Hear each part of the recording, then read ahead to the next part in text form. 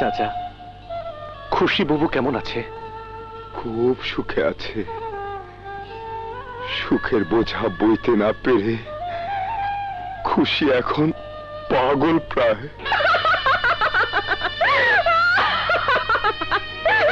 আমার ভাই মামুন আপনি গোপলা না দেখান জেলে পাঠাইছে।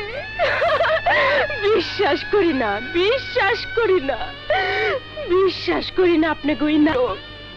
যেই পোলাটা 11 বছর আগে ময়রা মাটির সাথে মিশা গেছে।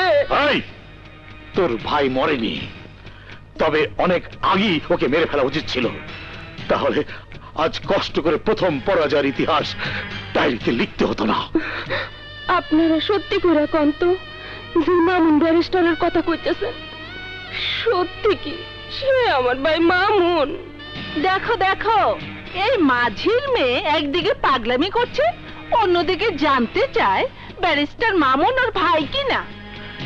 বহুবার বলেছি এই আপদকে গলা টিপে মেরে ফেলো, আর দুর্ভোগ পোয়াতে হবে না। না এলো না। আবার নির্বাচন এলে প্রতিপক্ষ ওয়ালে পোস্টার লাগাবে, জয়নাল মাঝির মেয়ে খুশি হত্যার বিচার চাই। তখন তুমি আবার ফেল করবে। হ্যাঁ, আমি একদিন হলো তোমাকে এই এলাকার এমপি দেখতে চাই। হবে না, হবে না। যে মানুষ গরিবের বুকে জড়ায় ধরতে পারে না, ঘৃণা করে, অন্য মানুষের ভালো চায় না, আল্লাহ তাআলাও তার ভালো চাইতে পারে না। কারণ গরিব ধনী উভয় আল্লাহর সৃষ্টি। হযরত আলী, জি দুলা ভাই। আমার চাবুকটা নিয়ে আয়। আজকে আমারে মারলে বাধা দিব না, শুধুই কান্দু। কারণ আমার স্বামী জেলে যাওয়ার সংবাদ পাইয়া এখনো কাঁদতে পারি নাই।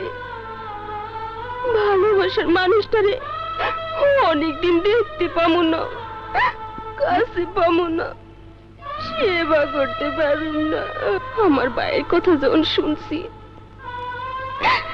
তখন একটা গান ধরি, দেখি আহে কিনা। নাইয়ারে নায়র নিতে আইসা কুন্দুরে যাও চইলা ভাটির দেশে ভাইজান থাকে। নায়র নিতে কইও তারে।